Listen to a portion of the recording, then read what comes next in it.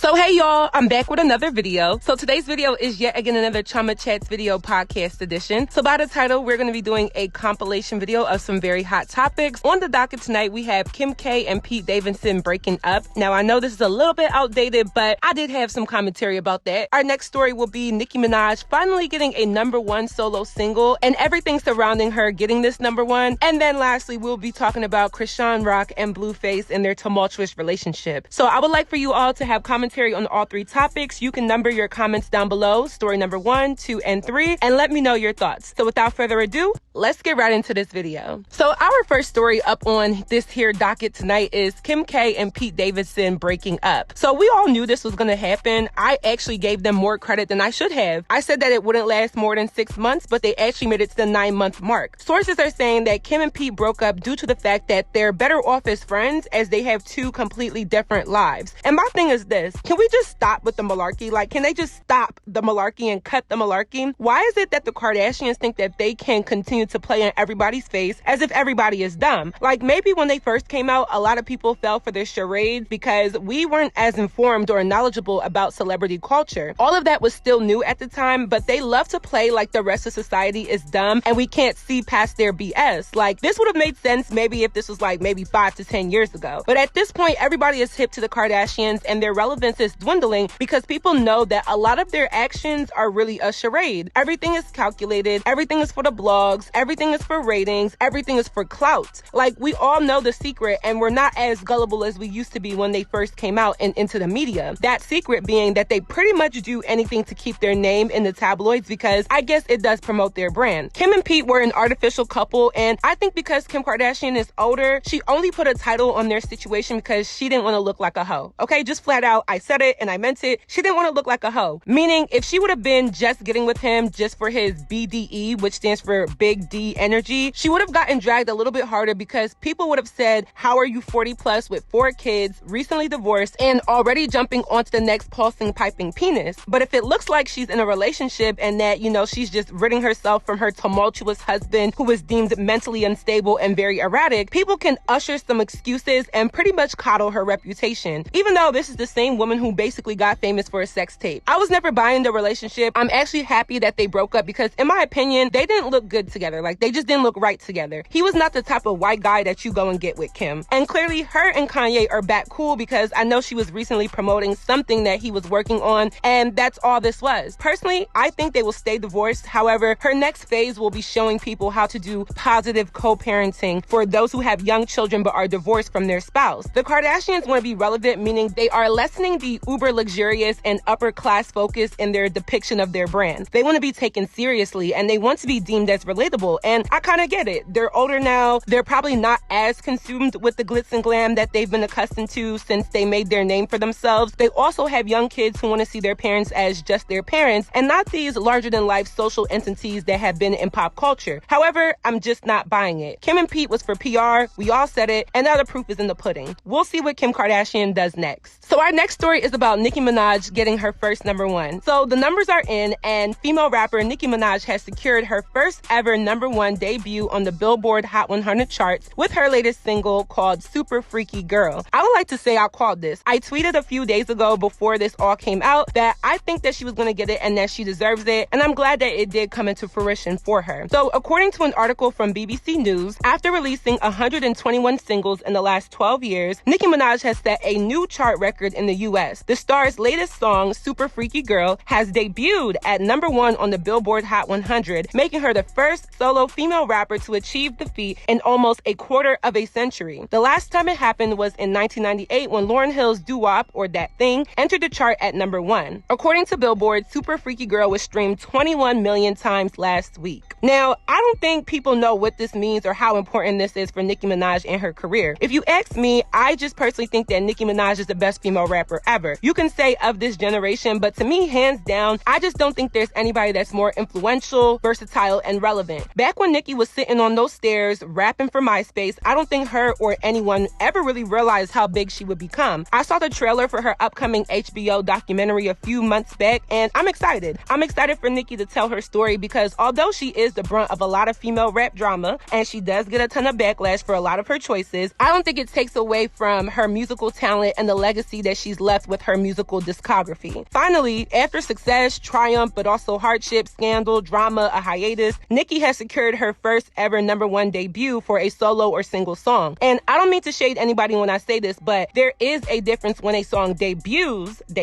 at #1 and when a song peaks at #1. There are several songs that had peaked at #1 that didn't start off as a #1 when they first entered the Hot 100 charts. They just climbed their way up on the charts, hence them peaking, which is still very commendable and a very big accomplishment. I mean, I can't say that I have that, but for your song to debut at #1, Nicki Minaj is only the second ever female rapper to do this. She follows behind Lauryn Hill, who achieved this back in 1998. So it's literally been 24 years since a female rapper has debuted a solo song at #1. And I think this is a win. This is even a win for female rap as a whole. As somebody who is also pursuing this sector of the industry, it is very promising to see that it is doable. Whether you like Nicki Minaj or not, I don't think you can debate that her musical talent and influence is light years ahead of just about everybody. Most people do not stay relevant this long, and I think that's why Nicki is so deserving of this. She even liked my comment on her Instagram page when I said that it was so well deserved. Thank you, Nicki. And that little like actually put a smile on my face because I think it's good to give respect where it's due. I do think that it is fishy that it took this long. I mean, don't y'all think that it is a little bit weird that someone who has been the biggest name in rap for close to 2 decades never had a #1 song debut up until now? I don't know. That's just interesting to me, but hey, she got it. I did look at some of the comments on Say Cheese, and a lot of men were saying that she only got this because of the name and nature of the song. The song is called Super Freaky Girl, and the visuals that were previewed, the lyrics, and the song cover are obviously very explicit. And I speak a lot about overt sex appeal and female rap music, and Nicki is not an exception to how I feel about it. I'm not against sexual music. I just don't like that it has become the identity for most female rappers, where there's no variety in other artists and even in individual artists themselves. They don't give themselves diversity and variety. I don't think Nicki falls into the category of the one-trick pony. I do think that a lot of her aesthetic is super sexual and has always been. I can't be dishonest about that. So potentially that can play a role as to why this song did well. I mean, we like to support sexualism, ass, titties, tongue out, and rubbing on our pretty pink pulsing, piping hot punishing, put it on a pedestal pussies when we see it in music and in real life. Nicki's song Anaconda peaked at #2 back in 2014 and was also a very sexual song. So it does raise the question that says, is this only attainable when sex is the image of the artist, or is this an organic support from her fans and music listeners? I do think it's both. The song Super Freaky Girl is Nicki's rendition of the 1981 song by Rick James called Super Freak. And in the original song, it spoke about sexual desires and pleasures in its own. That song has been sampled over 30 times by other artists such as Jay-Z and Gucci Mane. First time it was sampled and reached #1 is when MC Hammer used it in his 1991 hit, You Can't Touch This, which we all know. So in all honesty, I know people like to give her Wahala, but I do think she earned this one on her own regardless of the nature of the song, because the narrative around Nicki Minaj has weirdly, surprisingly, and interestingly shifted over the last years. There was a Nicki Minaj hate train a few years ago, and a lot of people jumped on it, but I think the train has come to a stop, and people are just recognizing Nicki for her illustrious position in the music industry as a whole. So congrats to Nicki Minaj. Now, our third and final story is about Chrisean, Rock, and Blueface. Chrisean and Blueface are a modern day Ike and Tina Turner with a Gen Z twist to them. Their entire relationship is basically being documented on social media, and we all get a front row seat to toxicity, violence, abuse, arguments, and everything in between. Let's not forget embarrassment. In most cases, I would just try, and I mean try, to mind my business when it comes to a relationship in which a girl is going to stay regardless of the nonsense that she tolerates. I remember I made a video about Jada Wada and Lil Baby a few years ago, and literally that same week she got back with him after I had just praised her for leaving him. So I've learned to hold my tongue a little bit when it comes to celebrities or influencers or Instagram girls or whomever and their relationships, unless I just really feel propelled to voice my opinion. In this case, I really wanted to stay silent because I just don't like what I see at all. I've been avoiding talking about this because, to be honest, I just don't want to give it that much attention, because the only reason why these two degenerates, Chrisean Rock and Blueface, keep ending up in the blogs is because of the blogs. I said this in my unpopular opinions video that the only reason why Chrisean continues to act out and plaster her relationship woes to the public is because the blogs will repost it. And once the blogs become invested in you, they can literally turn you into a C-list celebrity. Like, think about all the people that we know as social media figures that aren't really anything, but we just know them from social media because they're always being talked about on the blogs. The blogs, Shade Room, It's On Site, The Neighborhood talk, all of that, those platforms can literally make people. I'm just being real. So I can't even get into the entire background of their relationship because in all honesty, I've turned a blind eye a lot of times when I see them trending or on social media. But I couldn't help but to see the recent situation that took place. So about a week ago, Blueface took to his Instagram profile to show that Chrisean's hair had been ripped out of the back of her head. And it was looking bad. I'm not gonna lie. Like, that was a deep rip. What happened, according to them, is that Blueface locked himself in the bathroom after Chrisean made several attempts to grab his phone and was unsuccessful. Some way, somehow, I'm assuming they got into a physical altercation and let Blueface tell it. Here is what happened. She tried to run.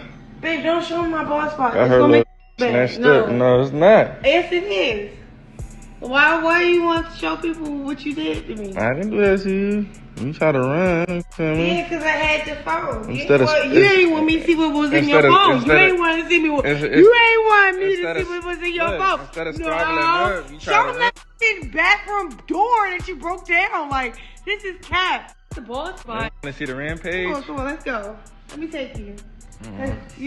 Come on, hurry up before that story be up. Okay, she tried to get my phone and run in the bathroom. You broke Yeah, we not playing that. Okay, what? She tried to get my phone and run in the bathroom. What? Knock this motherfucker off the hinges. Yeah, exactly. Yeah, stop playing. No, you stop playing. I'm not playing. What are you talking about? Right. So moving forward, the next thing you know, another video surfaces this week showing another physical altercation that resulted in Chrisean's arrest. And this is the one that made me open my mouth. So in the video, we see Chrisean Rock basically rocking Blueface right in his blue face, causing him to have a blue face. And I don't even say that jokingly, like, I'm dead serious. She strikes him at least 3 times in this video that I'm assuming was taken by someone at the bar or restaurant or club they were at. Apparently she was doing a club hosting. So I have a very popular opinion, like the rest of society, that this relationship should not be admired or adored. I don't think I have to say that in my video. I hate that this girl makes herself an embarrassment over the D, but on the show Baddies, yes, I've been watching the show, she tries to act super duper tough. Like, I can see past all of that rah-rah, aggressive, super gremlin energy that she tries to put out. And even on the show Baddies, I don't necessarily dislike her because a lot of times she does call out the fakeness and the foolery. She's very funny, but I still can't give her a pass for her aggression and how she makes herself look to the public. I will have a full review on the Baddies South show once it concludes, by the way. But I think what Chrisean is exemplifying is an extreme insecurity, and she uses her yearning for attention to overcompensate for her lack of confidence. My issue is this: why isn't domestic violence or domestic assault taken seriously when the man is a victim? And why is there a demographic of people who seemingly have sympathy or empathy for Chrisean? I tweeted the other day that y'all watched a few interviews of Chrisean Rock talking about her tough childhood and started having sympathy and giving excuses for her behavior. Sorry, but no. Because no, she's 22 and not 12. I'm not discrediting her upbringing, but there's no excuse for beating your boyfriend and losing your morals. And I understand that Blueface also inflicts the same amount of nonsense back on her. He is nowhere near innocent in this case. However, Blueface is not as dumb as she is. I would like to say that he filters the social media antics to protect his image, but he really doesn't, because he's also living for this newfound relevance. We would have forgotten about Blueface if it wasn't for Chrisean, and that's why he's a narcissist to her. He tries to impose his dominance over her because he's learned how to play on her insecurities. What we are all witnessing is a lifetime of therapy that will be needed in the future. You shouldn't be going to jail over your boyfriend because, let's be real, Blueface is still comfortably living his life and having his way. He's admitted to still being sexually active with his child's mother. He just had a baby a few weeks ago, not to mention the possibility of there being other women. And then this circus of a relationship that he has with Chrisean is fueling her mental instability. I just can't take it anymore. I wish the blogs would stop posting them because it's not funny and it's causing children and teens and even grown people to become invested in toxic relationships and normalize it. The whole relationship is pathetic and founded on no firm principles other than clout, convenience, and coochie. I would say I wish them the best, but they don't need my words. They need a gallon of holy water and jail time. So that is it for this video. I hope you all enjoyed. Please let me know your commentary on my commentary down below. In the comment section, just number 1, 2, and 3. Let me know your thoughts. And don't forget to follow me on all of my social media networks if you haven't already. And I will see y'all in my next video. Bye, y'all.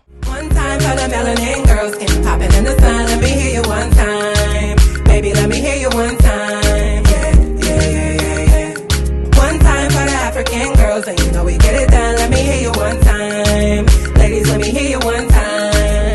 Yeah. One shot, 2 shot, come on, baby, come on. Put your hands to the top, come on, ladies, come on. Skin popping in the sun, come on, baby, come on. Brown girl, you the one, and they know we get on. One shot, 2 shot, come on, baby, come on. Put your your hands to the top. Come on, ladies, come on. Skin popping in the sun. Come on, baby, come on. Brown girl, you the one that they know we get on. She the baddest on the scene, and I really think that she could be the one. So I had her come and say, I mean, even on your skin real nice. And that smile, but what's really in your heart? Thought that she really talking that she has